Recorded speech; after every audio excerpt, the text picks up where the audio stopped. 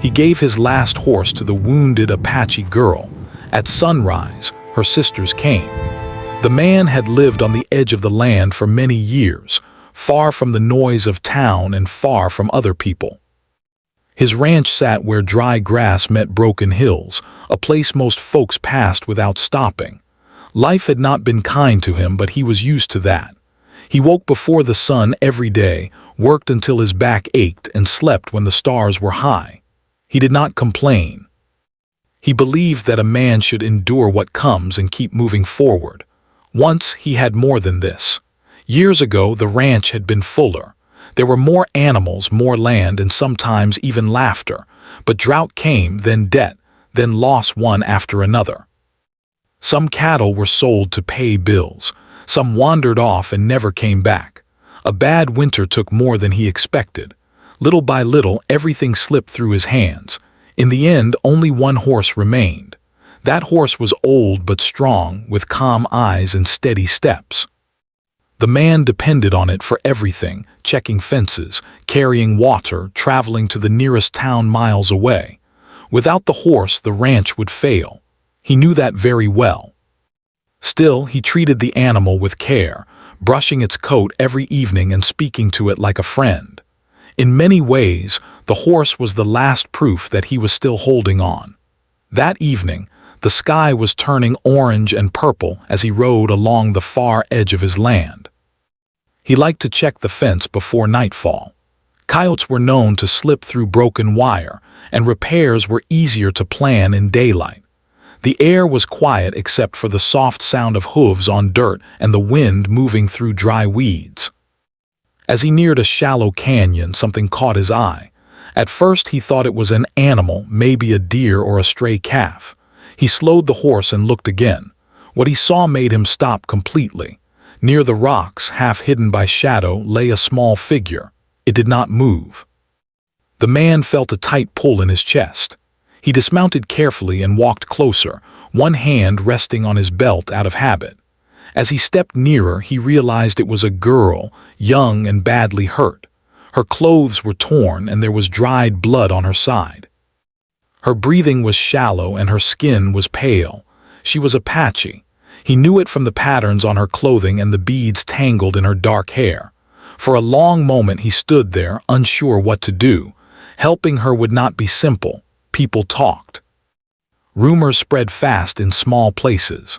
Some neighbors already looked at him with suspicion because he kept to himself. Taking in an injured Apache girl could bring trouble, questions from authorities, anger from locals, or worse. He also knew the land was dangerous at night. Cold temperatures, wild animals, and her injuries would end her life before morning if she stayed there. Leaving her felt wrong in a way he could not ignore. He knelt beside her and spoke softly, though he was not sure she could hear him. Her eyes fluttered open for a second, dark and filled with fear. She tried to move, then cried out in pain. The sound cut through him like a blade. That was when he made his decision. Carefully, he lifted her. She was lighter than he expected, as if hunger and injury had already taken much from her. He carried her to the horse, secured her as best he could, and walked the rest of the way back to the cabin, leading the horse slowly so she would not be shaken. The cabin was small, one room, a rough table, a bed, and a stove that barely worked. He laid her down gently and cleaned her wound with water and cloth. He did not have much medicine, but he did what he could, tearing his own shirt to make bandages. She did not speak, but she watched him, her eyes never leaving his face. Night settled around the cabin. The wind howled outside and the walls creaked. He sat near the stove, keeping watch, afraid she might stop breathing if he looked away.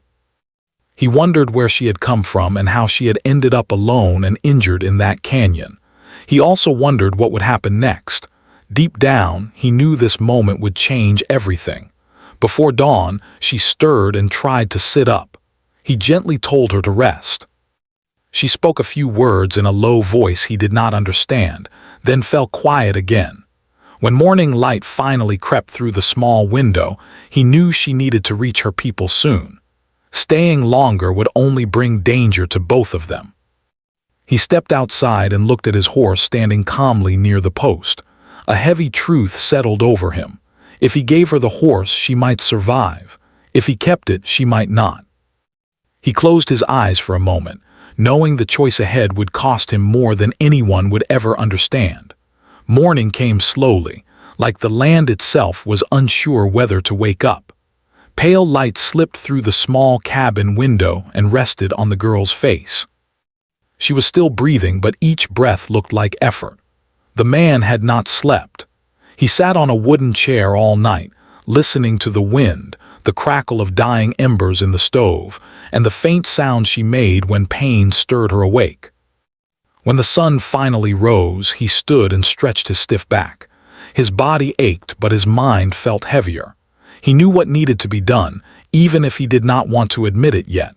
He brought water and helped the girl drink a little. She struggled at first, then swallowed slowly. Her eyes met his, and for the first time there was something more than fear in them. There was awareness. She spoke softly, a few broken words in English. Not many, but enough. "Horse home," she whispered. He nodded. "Yes, I know." Helping her stay longer was not safe. People rode past his land sometimes. Questions would come, and even if no one saw her, her wound needed more care than he could give. Her people would know what to do. He stepped outside and looked at the wide land stretching in every direction. The nearest town was far. Without the horse, even reaching help for himself would be almost impossible. He leaned against the fence and pressed his hand to his forehead. The horse stood quietly nearby, flicking its tail, unaware of the decision forming around it. He returned inside and began preparing. He packed what little food he could spare: dried meat, bread wrapped in cloth, and a small water skin. He tightened the bandage on her side and helped her sit up slowly. She winced but did not cry out. When he lifted her, he felt how weak she was. Still, she held herself with pride, even in pain. Outside, he placed her gently on the horse and adjusted the reins so they would not slip. He showed her how to sit steady, though he could tell she already knew. Before she rode away, she looked back at him. Her eyes filled with emotion she could not fully express in words. She pressed her hand to her chest, then toward him, a quiet sign of thanks. He nodded once, unable to speak. Then she turned the horse and rode east, toward the hills and the rising sun. The man stood there long after she disappeared into the distance. The dust settled. The sound of hooves faded.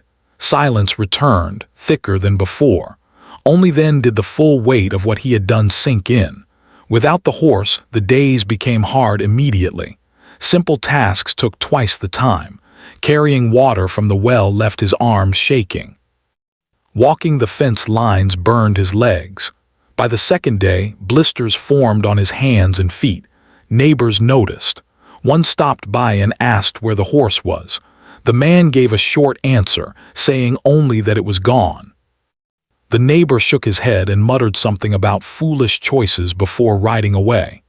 At night, the man lay awake on his bed, staring at the ceiling. Doubt crept in. He wondered if he had been reckless.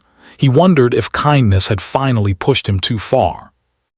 But every time he questioned himself, he remembered her face in the canyon and the sound of her cry. That memory silenced the doubt, even if it did not ease the hardship. On the third day, clouds gathered and the air grew heavy. He worked through the afternoon, sweat soaking his shirt. Without the horse, he could not check the far fence.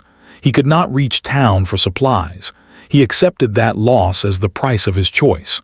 As the sun dipped low, he sat on the cabin steps, exhausted. His stomach growled, but he ignored it. He watched the horizon, though he did not know why. Maybe part of him hoped. Maybe another part feared what might come. Night fell again.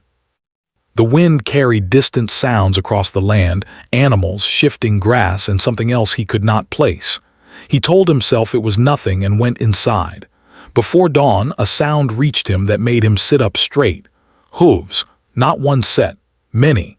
His heart began to pound. He grabbed his coat and stepped outside as the sky lightened with the first hint of morning. In the distance, dark shapes moved together, riding toward his land. He stood still, waiting, unsure whether this moment would bring reward or consequence. The night after he heard the distant sound did not bring answers. When the man stepped outside, the land lay quiet again, as if nothing had ever disturbed it. The sky was pale and wide, and the stars were slowly fading. He stood there for a long time listening, but only the wind replied. Whatever he had heard was gone. He returned inside, unsure whether to feel relief or worry. That day stretched longer than the ones before it. Without the horse, every task felt heavier. He moved slowly, careful not to waste energy. The sun climbed high, and the heat pressed down on the land. Dust clung to his boots and skin. His throat felt dry, but he rationed his water carefully. He had learned long ago that panic never helped a man survive. Still, his thoughts would not stay quiet. He kept seeing the girl's face in his mind. He wondered where she was now. He imagined her riding through the hills, fighting pain with every movement. He hoped she had reached her people. He hoped she was safe. Not knowing was the hardest part. By afternoon, his hands shook from effort. He rested under the small shade of the cabin wall, breathing slowly until the weakness passed. A part of him whispered that he had been foolish. That voice grew louder as hunger settled in his stomach. He had enough food for a few days, maybe a week if he was careful. After that, things would become uncertain. Neighbors passed his land once that day. They did not stop. He watched them ride by, their horses moving easily over ground he now crossed on foot. He wondered what they said about him when he was not around. He knew rumors traveled faster than truth. As evening came, clouds gathered again, dark and heavy, but no rain fell. The land stayed dry, thirsty, waiting. He cooked a small meal and ate slowly, listening to the wind scrape against the cabin walls. The silence felt louder than any noise. That night, sleep came in short pieces. He woke often, listening for sounds that might not exist. Each time he opened his eyes, he half expected to see someone standing in the doorway. Each time, there was nothing. On the fourth morning, his body felt worn down, but his mind was sharp. He stepped outside and scanned the horizon. The land looked the same as it always had, endless and quiet. If something was coming, it was not ready to show itself yet. He worked the day through, though his pace slowed. Without the horse, some fences remained unchecked. He marked the places in his mind, hoping he would return to them someday. The thought felt uncertain.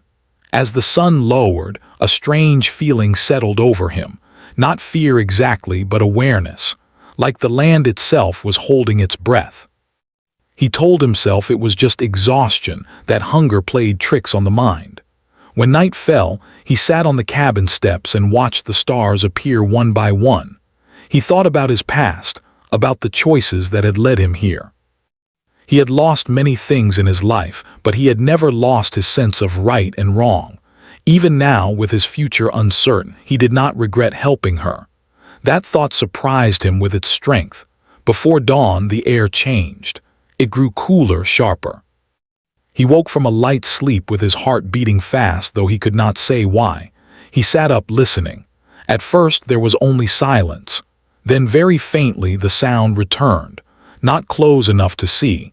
Not loud enough to be sure, just enough to make his breath catch.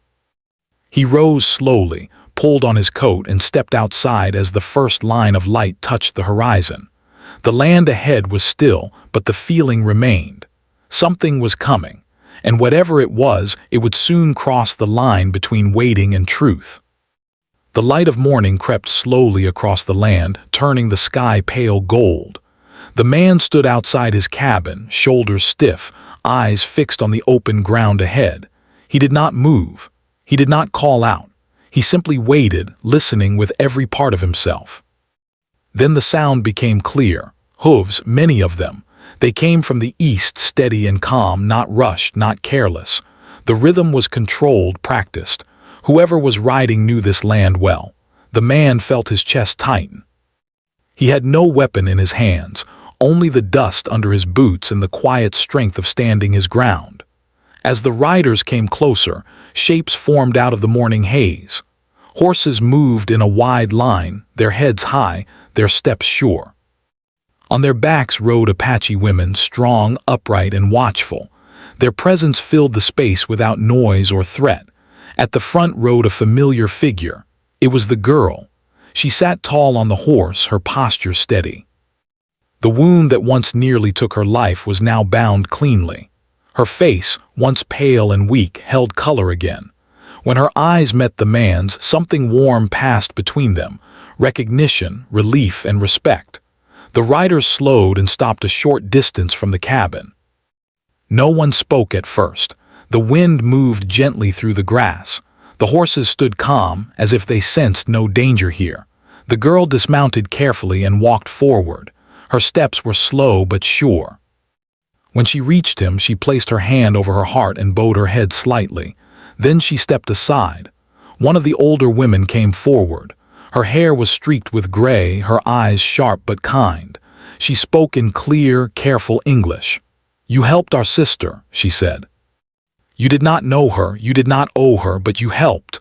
The man nodded once. "She was hurt," he replied simply. "Anyone would have done the same." The woman shook her head gently. "No, not everyone." She turned, and another rider led his horse forward. Tied to the reins was the man's horse, the same one he had given away. The animal stepped toward him and snorted softly, as if happy to see him again. For the first time in days, the man felt his throat tighten. "We bring back what was given," the woman said, "and more than that." Other women dismounted and moved toward the cabin. They worked without asking, fixing loose boards, tightening fence wire, checking the well. One carried a bundle of food and set it on the small table inside. Another brought clean cloth and medicine made from plants the man had never seen before. The girl watched him as all this happened.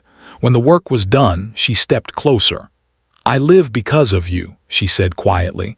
"My sisters ride because of you." He looked at her, unsure what to say. Words felt too small for the moment. He finally spoke. "I just did what felt right." She smiled at that. The women did not stay long. When the sun rose fully, they gathered again. Before leaving, the older woman spoke once more. "This land will be respected," she said. "You will not be alone here." Then they mounted their horses and rode away, the sound of hooves fading into the morning. The man stood still long after they were gone. The ranch looked the same, yet everything felt different. He placed his hand on his horse's neck and breathed out slowly. For the first time in a long while, the future did not feel empty. The sun climbed higher, and he returned to his work, not as a man who had lost everything, but as one who had gained something no drought could take away. After the riders disappeared beyond the hills, the land slowly returned to its usual quiet. The wind moved through the dry grass, and a single bird circled high above. The man remained where he was, standing in the same spot, as if the ground beneath his feet needed time to believe what had just happened. He walked to his horse and rested his hand on its neck. The animal shifted slightly, warm and solid, real. He let out a long breath he felt he had been holding for days. Only now did he realize how close he had been to losing hope. He went inside the cabin and looked around. The place was still small and worn, but something had changed. The loose boards had been fixed. The table held fresh food. Clean cloth and simple medicine sat neatly near the stove. It was not wealth, but it was care. It was proof that his kindness had not vanished into the empty land. He sat down and ate slowly. Each bite felt heavier than hunger alone. It carried meaning. He thought about the girl, about the fear in her eyes when he found her, and the strength he saw when she returned. He understood now that help given freely has a way of returning in forms no one can predict. The days that followed were different, though nothing dramatic happened. He worked as he always had, but his steps felt lighter. The fences held. The well stayed clean. The horse carried him across the land again, steady and patient. Sometimes, when he rode near the canyon, he paused and looked toward the rocks where he had first seen her. The memory stayed with him, quiet but powerful. Neighbors began to change too. One stopped by and spoke more kindly than before. Another asked if he needed help repairing a fence. No one mentioned the riders, but something had shifted. Respect does not always arrive loudly. Sometimes it settles in slowly like dawn.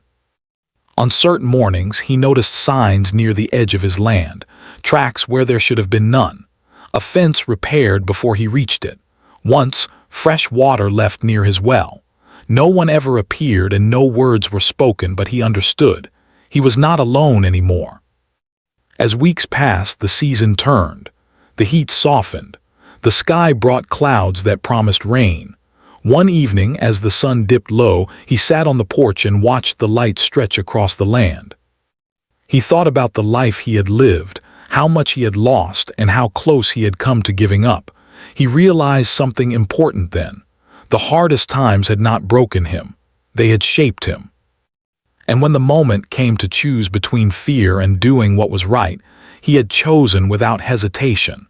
That choice had cost him something, yes, but it had also returned something greater. He never told the story in full. When asked about his horse or the repairs, he answered simply. Those who needed to understand did. Those who did not never asked again. Years later, travelers passing through sometimes spoke of a quiet ranch where the land felt calm, where trouble seemed to pass by instead of stopping. Some said it was luck. Others said it was the man who lived there. He continued waking before sunrise, working until his body told him to rest. The difference was not in his routine, but in his heart. He no longer felt like a man waiting for loss. He felt like a man who had already faced it and survived. And every sunrise, when the light touched the hills, he remembered the sound of hooves and the lesson it carried. That doing the right thing, even when it costs everything, can return more than a man ever expects.